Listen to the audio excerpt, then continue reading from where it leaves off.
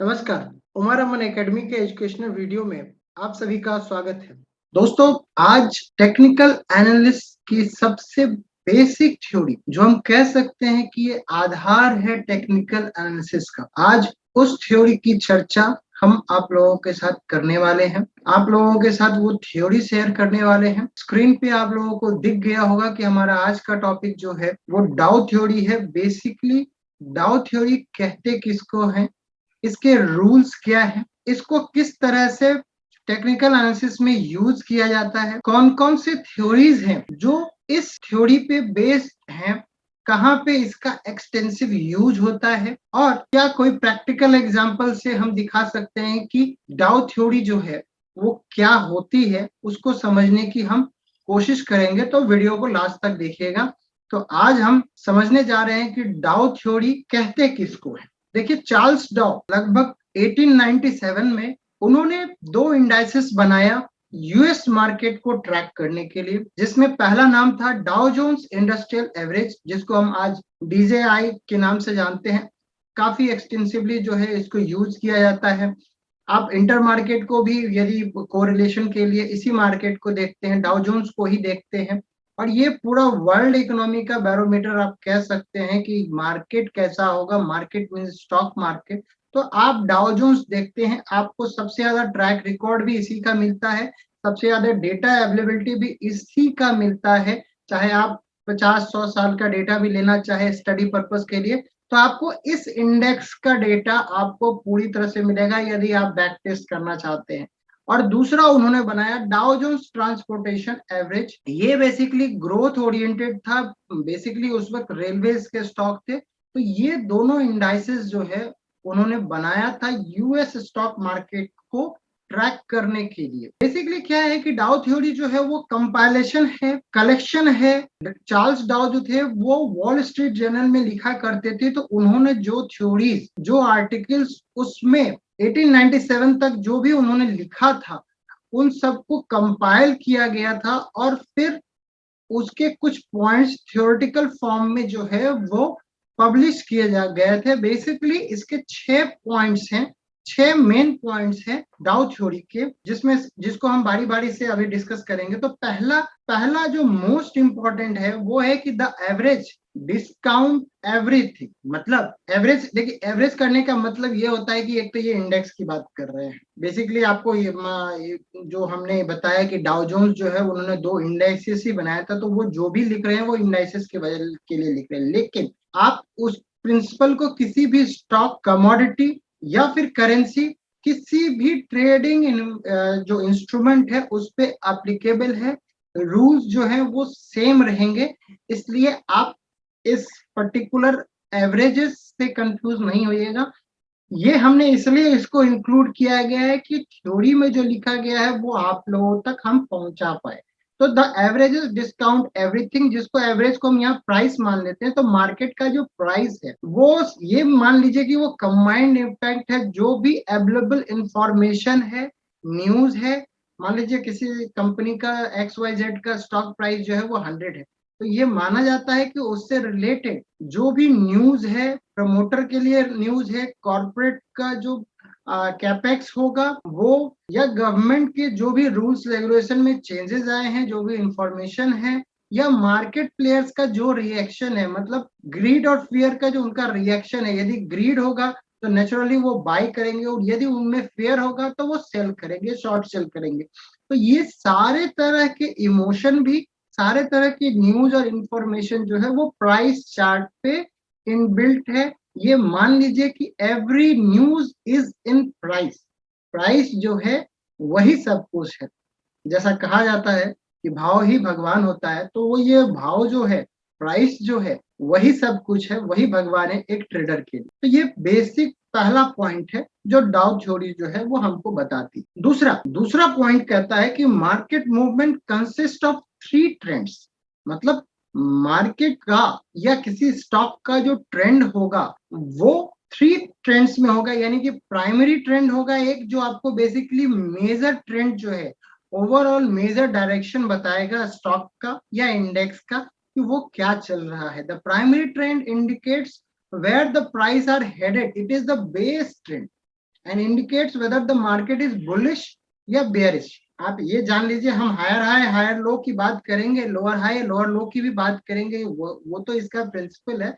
लेकिन ये जान लीजिए कि मार्केट का स्ट्रक्चर, ये जो स्ट्रक्चर होता है वो क्या है, वो बेसिक स्ट्रक्चर जो है वही इसका प्राइमरी ट्रेंड होगा, और सेकेंडरी ट्रेंड जो है वो इसका करेक्शन मोड में होगा, वो इसका करेक्शन मोड में होगा। यदि प्राइमरी अप है तो सेकेंडरी जो होगा वो डाउनवर्ड होगा, जिसको हम एग्जांपल के थ्रू समझने की कोशिश करते हैं कि मान लीजिए कोई स्टॉक जो है वो करेक्शन में चल रहा है और फिर यहाँ से ये प्रीवियस स्विंग हाई को क्रॉस किया, तो अभी तक ये लोअर लो lower high lower high lower लो, यहाँ पे जो है वो हाई को क्रॉस किया है, तो यहाँ से ये हायर लो बनाया है। फिर ये अलर्ट है, ये अलर्ट कहा जाएगा, कंफर्मेशन नहीं। फिर यहाँ से जो प्राइस करेक्शन होगा और वो इस पॉइंट को यदि वो क्रॉस नहीं करता है, यानी कि ब्रेक नहीं करता है, और वो यहीं से घूम जाता है और इसको क्रॉस कर जाता है, तो हमारे पास जो है वो दो हायर लो हो गए और यहाँ से ये हायर हाई बन गया। तो इस तरह से ये थ्योरी बताती है कि मार्केट का ट्रेंड जो है वो चेंज हो रहा है। तो ये इसका एक्चुअल में देखा जाए तो ये इसका करेक्शन होगा, ये डाउन ट्रेंड में स्टॉक है, ये इंडाइसिस है, और उसका ये करेक्शन जो होगा ये इसका सेकेंडरी होगा। ये आपको शॉर्ट टर्म में जो है ये अप ट्रेंड दिख रहा है, लेकिन आप जब ओवरऑल इसको पूरा एनालिसिस करेंगे तो एक डाउन ट्रेंड का अपवर्ड जो है वो करेक्शन माना जाएगा, बाउंस कहते हैं उसको माना जाएगा। या फिर इसको आप ऐसा मान लीजिए कि ये अप ट्रेंड है और ये उसका करेक्शन है, तो ये जो है वो हमारा प्राइमरी ट्रेंड हो गया और ये हमारा करेक्शन होगा, ये अप ट्रेंड का एग्जांपल होगा। तो ये इसका दो है। और ये तीसरा ट्रेंड जो है प्राइमरी ट्रेंड का, वो थर्ड टाइप ऑफ ट्रेंड जो है वो माइनर ट्रेंड होगा, जिसमें डेली फ्लक्चुएशंस होता है। मतलब आप ये मान लीजिए कि मंथली चार्ट्स पे आपको प्राइमरी ट्रेंड आपको मिल जाएगा, वीकली चार्ट्स पे आपको सेकेंडरी ट्रेंड मिल जाएगा, और डेली का जो माइनर फ्लक्चुएशन है वो डाउ थ्योरी के हिसाब से वो सारे नॉइज हैं, और उसको एक इन्वेस्टर को इग्नोर करना चाहिए। इन्वेस्टर को मैंने बोला, ये ध्यान रखिएगा, डाउ थ्योरी जिस वक्त लिखी गई थी उस वक्त मोस्टली पोजिशनल की बात होती थी, तो इन कोई भी थ्योरी जो है यदि डे ट्रेडर के लिए यदि यूज करेंगे तो वहां पे टाइम फ्रेम चेंज हो जाएगा, लेकिन यहाँ पे हम इन्वेस्टर की बात कर रहे हैं, तो आप मंथली में प्राइमरी और वीकली में हम उसका सेकेंडरी देख रहे हैं, और डेली फ्लक्चुएशन जो है वो नॉइज है, उससे किसी भी इन्वेस्टर को कोई फर्क नहीं पड़ता, क्योंकि यदि लॉन्ग टर्म अपवर्ड है तो इवेंचुअली जो है वो प्राइस जो है वो अपवर्ड जाएगा। ये और ये है कि मैनिपुलेशन हो सकता है डेली मूवमेंट का, यदि छोटे स्टॉक होते हैं तो आपको ही पता है मैनिपुलेट हो सकते हैं, लेकिन प्राइमरी ट्रेंड यदि उसका कॉर्पोरेट गवर्नेंस का इशू नहीं है तो फिर वो चलता ही रहेगा। तो ये उनका बेसिक मानना था कि आपको मेजर ट्रेंड देखना चाहिए, सेकेंडरी ट्रेंड यानी कि करेक्शन को आपको बाय द डिप को यूज करना चाहिए, और डेली फ्लक्चुएशंस को आपको एक्चुअली इग्नोर करना चाहिए। ये इनका तीन ट्रेंड जो है वो मानना था। अब इसको एग्जांपल के थ्रू समझने की कोशिश करते हैं कि ये हमारा निफ्टी है, हम निफ्टी का ही एग्जांपल लेते हैं। अभी आप देखिए, ये 2000 का हाई था, ये ऑलमोस्ट 18 का हाई था। अभी यहां से प्राइस करेक्ट हुआ, प्राइस करेक्ट हुआ, और यहाँ पे इसने प्रीवियस हाई को क्रॉस किया, लेकिन इससे पहले एक एक्यूमुलेशन का पैटर्न इसने बनाया था और उसका ब्रेकआउट दिया, फिर यहां से चला फर्स्ट, फिर ये। तो ये आपको यदि मैंने वैसे एंकर वीवेब पे एक अलग से वीडियो बना रखा है, तो यदि आप इस पॉइंट पे यदि आप एंकर वीवेब यदि आप ड्रॉ करेंगे तो वो इस तरह से आपको दिखेगा। एंकर वीवेब इससे पहले ही इससे पहले ही इसको काट देगा, और इस पे मैंने वीडियो ऑलरेडी बना रखा है कि आप किस तरह से एंकर वीवेब को वेदर फ्रॉम वैल्यू इन्वेस्टिंग से लेकर के डे ट्रेडिंग तक किस तरह से यूज कर सकते हैं। तो उस पर हम ऑलरेडी जो है वो 3-4 वीडियो ऑलरेडी बना हैं, तो उसको आप रेफरेंस के लिए यूज कर सकते हैं। तो आप ये यदि इस पॉइंट से यदि करेक्शन कब खत्म हो रहा है उस हाई पे आप एंकर वीवेब डाल दीजिए, जब उसको उसके ऊपर वो क्रॉस करने लगता है तो आप ये मान सकते हैं सेफली कि उस स्टॉक का या इंडेक्स का करेक्शन खत्म हो गया है।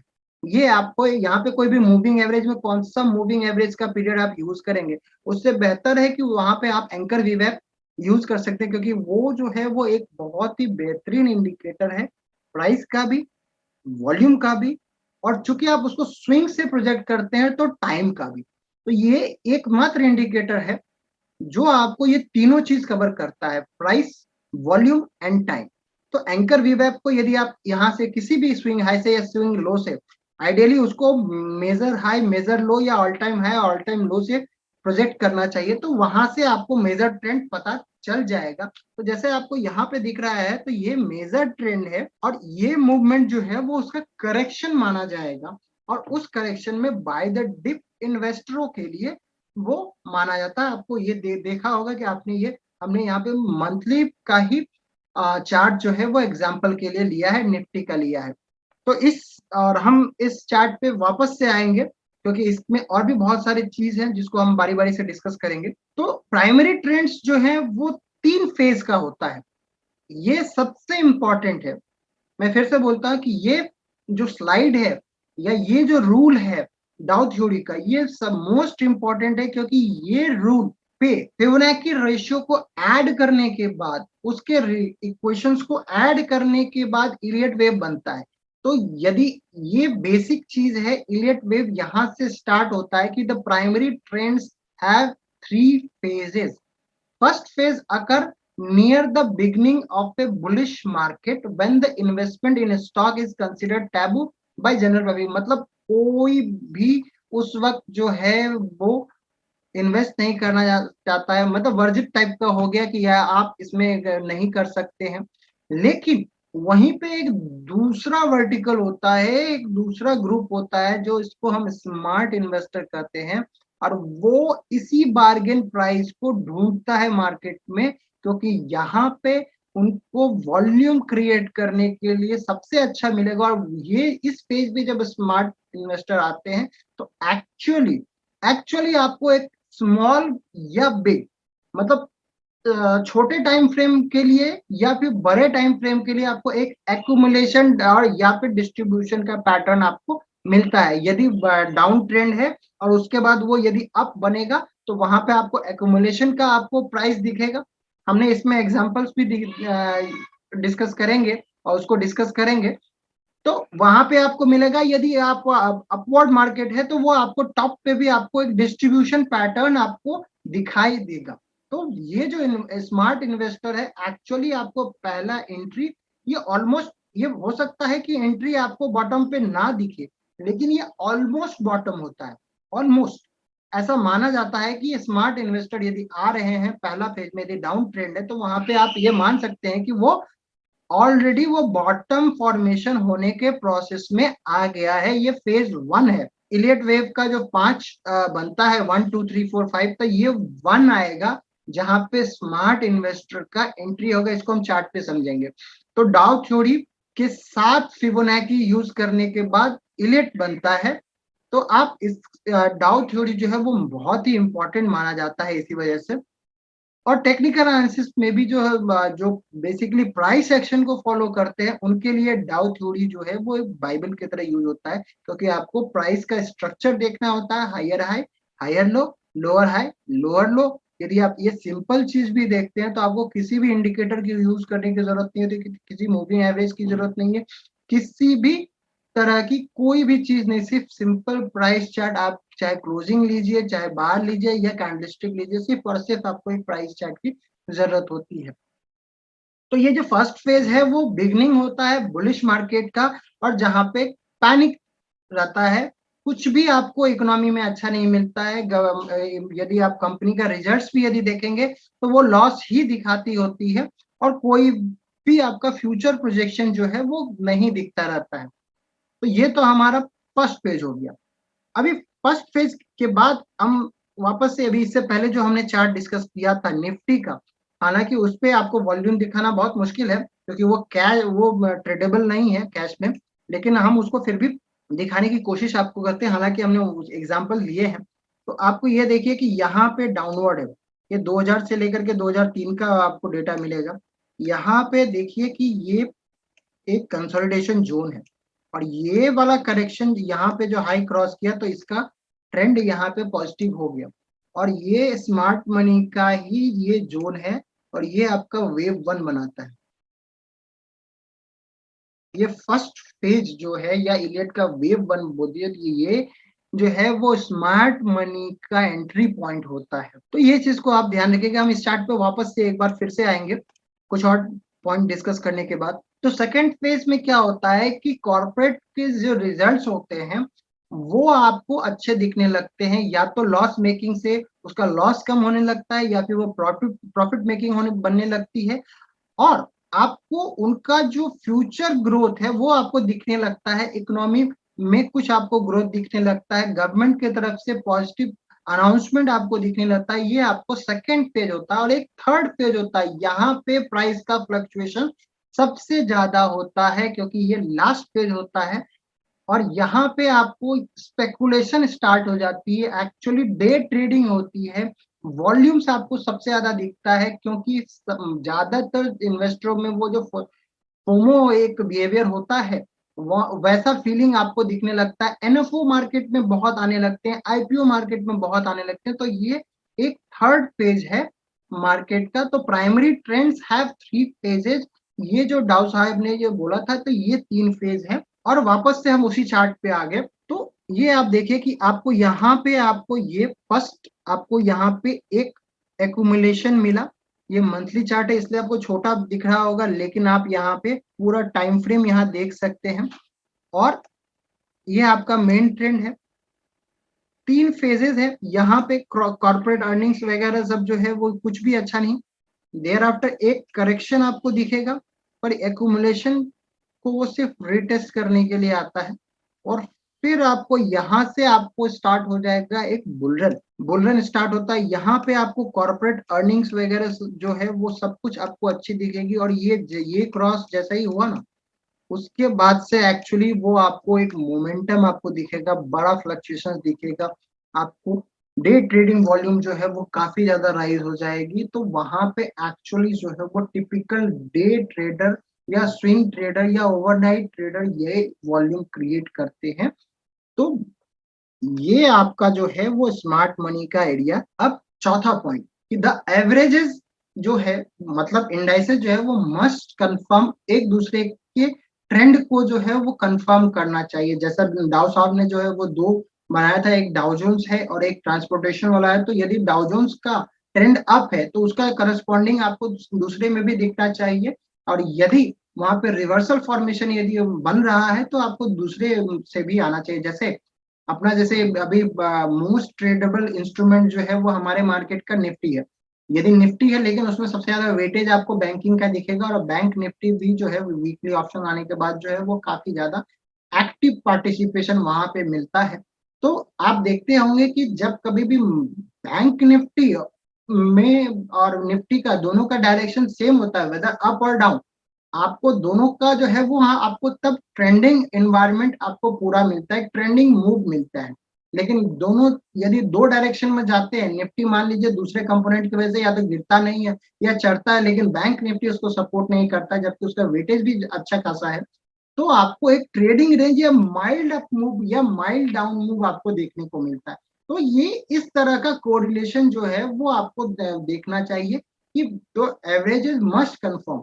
यदि दो एवरेज है, एक्टिव है और उसका वेटेज भी यदि आता है तो एक दूसरे को वो कंफर्म करना चाहिए।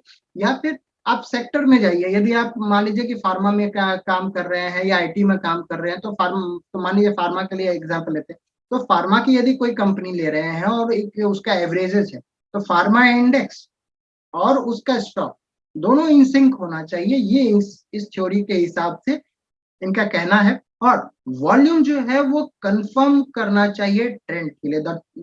ये जो है वो जहां पे आपको स्मार्ट मनी का आएगा वहां पे, मतलब स्टेज 1 और स्टेज 1 और स्टेज 2 में जो है वो आपको वॉल्यूम एक्सपेंशन आपको दिखना चाहिए। हम एग्जांपल भी देखेंगे कि कैसे स्टेज 1 और स्टेज 2 में आपको वॉल्यूम एक्सपेंशन जो है वो दिखेगा, कि कहाँ पे स्मार्ट मनी ने एंट्री लिया, कहाँ पे जो है वो दूसरे एचएनआई और दूसरे जो इंस्टीट्यूशन होते हैं उन्होंने कहाँ पे लिया, और वो वॉल्यूम एक्सपेंशन जो है वो आपको दोनों मूव में आपको दिखाई देगा। और छठा पॉइंट जो है वो कहता है कि ट्रेंड ट्रेंड जो है वो रिमेन्स इंटैक्ट, जब तक कोई डेफिनेट रिवर्सल पैटर्न उस पे जो है वो डेवलप ना हो जाए तब तक वो इंटैक्ट रहेगा। और ये जब मैं इसको पढ़ रहा था तो मुझे न्यूटन्स का फर्स्ट लॉ जो है वो याद आ रहा था कि बेसिकली न्यूटन्स का जो फर्स्ट लॉ है, लॉ ऑफ इनर्शिया जो है, वो भी यही कहता है। तो अभी हम यदि डाउ पे जाए तो the structure of the chart is the creation of either higher high और हायर लो, या फिर लोअर हाई और लोअर लो फॉर्मेशन। और यदि जब तक ये फॉर्मेशन चलता रहता है तब तक आपका ट्रेंड रिवर्सल नहीं माना जाएगा, अपोजिट साइड का फॉर्मेशन होना चाहिए, तभी ही आपको ट्रेंड रिवर्स माना जाएगा। इट मींस कि यदि मार्केट यहाँ पे हायर हाई बना रहा है तो उसका स्ट्रक्चर यहाँ पे जाकर के ये लोअर हाई और लोअर लो बना है, तो ये इसको कंफर्म करता है। लेकिन ये अलर्ट है, इसके बाद ये या तो ये इसको क्रॉस कर जाएगा, तब तो ये मान लेंगे कि ये करेक्शन था और इसको रिज्यूम कर लिया है। लेकिन यदि ये प्राइस को ये यहाँ पे ब्रेक डाउन कर देता है तो ये हमको ये कंफर्म करता है। तो प्राइस में जो है वो आपको ये तीनों फॉर्मेशन आपको दिखने चाहिए। यदि डाउन ट्रेंड में है तो हायर हाई और हायर लो का फॉर्मेशन आपको विजिबल होना चाहिए, और यदि आपको अप ट्रेंड में है तो लोअर हाई और लोअर लो का फॉर्मेशन आपको विजिबल ही नहीं होना चाहिए, कंफर्मेशन भी आपको चाहिए, विथ वॉल्यूम चाहिए कि ये स्विंग जब टूटा, लोअर हाई लोअर लो का फॉर्मेशन जब टूटा तो यहाँ पे क्या वॉल्यूम एक्सपेंड किया, और यदि वॉल्यूम एक्सपेंड नहीं किया, वॉल्यूम के साथ नहीं गिरा, तो वो हो सकता है कि वो फॉल्स ब्रेकडाउन हो और एक दो दिन दो सेशन के बाद वो वापस से रिज्यूम कर जाएगा। तो ये आपको सिर्फ और सिर्फ प्राइस चार्ट और वॉल्यूम चार्ट से ही आपको क्लैरिटी आ जाती है। तो बेसिकली यदि सिंपल इसी प्राइस एक्शन को यदि कोई फॉलो करता है तो आपको वहां पे पता चले। तो ये छठा पॉइंट था डाउ थ्योरी का। और जैसा कि मैंने बोला था कि मुझे ये इसके बाद जो है वो मुझे न्यूटन्स का फर्स्ट लॉ याद आ रहा था कि न्यूटन्स का फर्स्ट लॉ कहता है कि ये बॉडी जो है वो या तो रेस्ट में है या moving at a constant speed in a straight line, लेकिन वो तब तक चलता रहेगा या वो रेस्ट में ही रहेगा जब तक कोई एक्सटर्नल फोर्स उस पे ना लगता हो। डाउ थ्योरी भी यही बोलता है कि ये trend remains intact until it gives a definite reversal, यानी कि उसपे कोई फोर्स नहीं लगता है। तो वो फोर्स कैसे लगेगा? यदि फोर्स ये है हायर हाई हायर लो का, तो फोर्स के लिए उसको स्ट्रक्चर चेंज करना पड़ेगा। तो जैसे ही इसका स्ट्रक्चर चेंज होता है तो उस पर फोर्स लगता है और वो डाउन होता है। तो ये दोनों चीज में मुझे समानता दिखी, तो मैंने सोचा कि इसको भी इंक्लूड कर दिया जाए, शायद एग्जाम्पल देने के लिए या आप लोगों को समझाने में ये इससे मदद मिल जाएगी। तो ये डाउ थ्योरी का 6 पॉइंट था, और एक एग्जाम्पल जो है वो हम अभी देखते हैं। और ये एग्जाम्पल जो है वो अजंता फार्मा का लिया हुआ है, हिस्ट्री का है, लेकिन यहाँ पे डाउ थ्योरी किस तरह से वर्क कर रहा है वो हम आपको दिखाना चाहेंगे, और ये एक इन्वेस्टर के हिसाब से हम आपको दिखा रहे हैं। ये देखिए, किसी भी स्टॉक इन्वेस्टमेंट से पहले सबसे पहले तो उसका फंडामेंटल चेक करना चाहिए। यदि फंडामेंटली यदि ओके होता है, देयर आफ्टर इन्वेस्टर जो है वो एक फेवरेबल टाइम का वेट करते हैं। तो ये मानना कि यदि यहाँ पे चूंकि यदि इसके बाद यदि इसने परफॉर्म किया है तो माना हम ये मान लेते हैं कि इसका फंडामेंटल जो है वो अच्छा ही होगा, तभी जाकर के इसमें इतना रिटर्न जो है वो या वेल्थ क्रिएशन जो है वो इन्वेस्टरों के लिए इसमें बन सका है। तो ये केस स्टडी के रूप में हमने इसको लिया है, इसको आप रिकमेंडेशन नहीं समझिएगा क्योंकि ये पास्ट का डेटा हम आपसे डिस्कस कर रहे हैं। तो यहाँ से इसका करेक्शन स्टार्ट हुआ था ऑलमोस्ट 1990 से लेकर के 2000 से लेकर करेक्शन स्टार्ट हुआ। फिर ये 2003 में बॉटम बनाया, और यहाँ पे एक्चुअली मैं आपको क्या दिखाना चाह रहा था कि ये बॉटम बनना 2003, एक्चुअली आप देखिए कि 2003 से लेकर के 2007 के बीच में मार्केट में बुल रन हुआ। मार्केट में बुल रन हुआ मतलब कि कितना 850 से लेकर के 6357 का निफ्टी ने जो है वो बनाया था स्विंग, जबकि यहाँ पे 2003 में स्विंग बॉटम बना, और देयर आफ्टर चूंकि इसका ट्रेंड जो है वो आपका डाउनवर्ड है, तो यहाँ पे आपको जो है वो करेक्शन, ये सारा मोड जो है, जैसे कि हमने इसका पॉइंट नंबर 3 में बताया था कि यहाँ पे 3 आपको फेज दिखेंगे, फेज 1 फेज 2 फेज 3। तो इस तीनों को जो है वो आपको गुजरना पड़े, तो ये एक्चुअली ये इसका बाउंस कहलाएगा। एक्चुअली जो है यदि बाउंस कहलाएगा और यदि आप रिट्रेसमेंट को यदि यूज करेंगे तो ये 50-60% का प्राइस का रिट्रेसमेंट आपको देखने को मिलेगा मंथली चार्ट पे। तो बेसिकली फिलहाल हम उसमें अभी नहीं जाएंगे, फिबोनाची रिट्रेसमेंट वगैरह में नहीं, उसको हम किसी और दिन डिस्कस कर लेंगे। लेकिन आपको यहाँ पे देखिए कि ये वॉल्यूम एक्सपेंशन हुआ, इससे पहले का वॉल्यूम देखिए 2000 से लेकर के 2003 के बीच में ऑलमोस्ट कुछ भी वॉल्यूम नहीं है, जबकि प्राइस जो है वो गिरता ही जा रहा है। लेकिन इस प्राइस पे ये दो एडजस्टेड प्राइस यदि देखें तो 2 रुपीज से लेकर के 8 रुपए की, लेकिन यहाँ पे हमको दिखाना, मुझे प्राइस से ज्यादा मुझे आपको वॉल्यूम दिखाना है। क्या याद है आपको मैंने बोला था कि फर्स्ट एंट्री जो स्मार्ट इन्वेस्टर का होता है, अर्ली एंट्री जो होता है, वो ऑलमोस्ट बॉटम पे एंट्री लेते हैं। बॉटम बनता नहीं है, लेकिन वहां पे उनको आप जो है वो एक एक्यूमुलेशन जोन जो है वो क्रिएट करते हुए देखेंगे। वो एग्जैक्ट एक दिन का बॉटम नहीं बनता, वो सीरीज ऑफ बॉटम बनता है। तो यदि ऐसा हो सकता है कि उन्होंने 50 पे एंट्री लिया लेकिन बॉटम बनेगा 35 पे, 40 पे, ऐसा हो सकता है। लेकिन आपको उस बीच में आपको रेंजिंग मार्केट आपको दिखाई देगा, इस बात को आप ध्यान रखिएगा।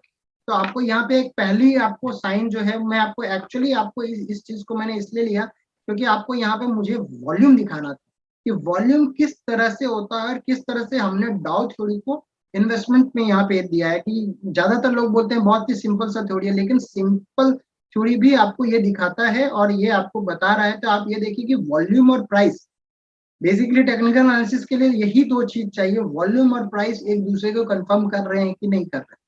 तो यहाँ पे आपको एक कंफर्मेशन मिला कि बॉटम पे आपको एक ट्रेडिंग रेंज देखने को मिला, बहुत ज्यादा वॉल्यूम पार्टिसिपेशन मिला। अब इसके बाद देखते हैं कि इसके बाद क्या हुआ। तो इसके बाद क्या हुआ, जैसा कि मैंने बताया कि ये आपको ये फर्स्ट फेज है, ये फर्स्ट फेज है जो हमने लास्ट स्लाइड में डिस्कस किया।